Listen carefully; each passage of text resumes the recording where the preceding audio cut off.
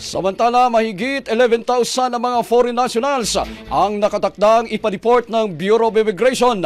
Ang mga kumpanyang may hawak sa mga manggagawa, obligado nang isurrender ang kanilang mga POGO workers na nananatili pa rin sa Pilipinas.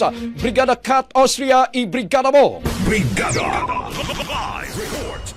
Pinahahanap na ang mga natitirang foreign nationals sa sangkot sa POGO operation sa bansa.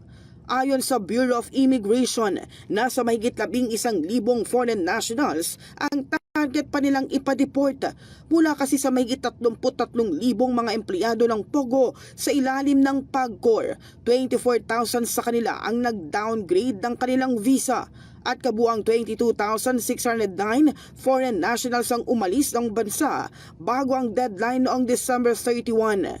Sinabi ng BI na ipapadeport nila ang mga hindi nag-downgrade at hindi umalis bago ang deadline, pati na rin ang mga nag-downgrade ngunit hindi pa rin umalis sa bansa. Obligado rin ang mga kumpanya na isurrender ang kanilang mga POGO workers na nananatili pa rin sa Pilipinas. Kung susubukan nilang itago ang mga manggagawa, maaari silang kasuhan ng BI dahil sa pagtatago ng mga illegal aliens. Malinaw ang utos ng Pangulo na wala nang dapat na POGO sa bansa.